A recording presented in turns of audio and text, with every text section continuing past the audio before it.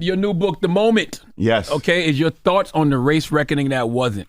Why is it, well, first of all, the title. Why the title? So back in 2020, 21, when we were all kind of locked in our homes, and then we saw George Floyd be murdered on camera, I thought about why we saw what we saw. And we were in a pandemic, and so people were locked in their homes. We had the audacity of a 17-year-old black woman to take her phone out and videotape what happened. We had 9 minutes of a black man calling out for his mom with a knee on the back of his neck. And the world could not turn away. And then everybody came out in the streets around the world. And it took all of that just for us to have accountability. Not justice, but accountability. Justice is George Floyd still being here. And at that point, maybe it's my youthful naivete, but at that point I thought that maybe the world was changing. Maybe we were starting to understand the plight and pain of being black in this country. And maybe we were actually having that racial reckoning. You know, those were the conversations we were having.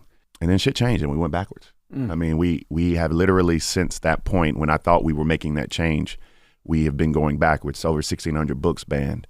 You see what's happening with the attacks on diversity, equity, and inclusion. You see the abortion bill in Arizona from the 1800s. And so, you know, I wrote this book about that moment. I was on TV with Felonious Floyd, who spoke before me, and Charlemagne knows this. I'm real emotional. I cry all the time, but he was on the segment before me, and I was on with Dante Stallworth, and I was in my home, with my beard and everything, pajama pants on. That's when we were still doing TV from laptops, and I began to think about my kids and what was I going to tell my black kids listening to Felonious Floyd just speak.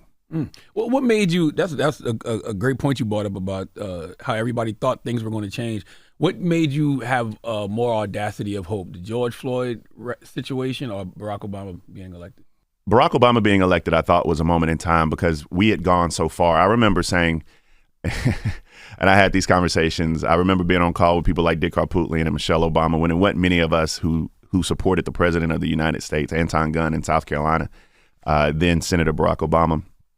And there were fears about Barack Obama. One, we didn't think white vote would vote for him. That's why Iowa was so important. When he won Iowa, we were like, oh, white people will vote for this black man. And number two, my father would bring it up all the time. We were afraid that they were going to kill him. I mean, older black folk had a legit concern that Barack Obama was going to be assassinated. And the reason being is because it came from a valid place. They had seen all their heroes become martyrs. And so that was a legitimate concern. And so Barack Obama gave me a lot of hope when he got elected. The death of George Floyd was something that it was a moment that we missed. It was a surreal moment, and being able to meet the family and see how the world kind of embraced his daughter.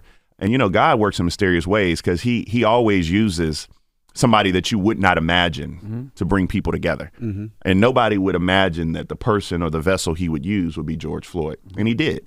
I write about that. But I was excited, but I was more let down, not by George Floyd, of course, or his family, but by the way people reacted to it, or the white lash, to steal a word from Van Jones.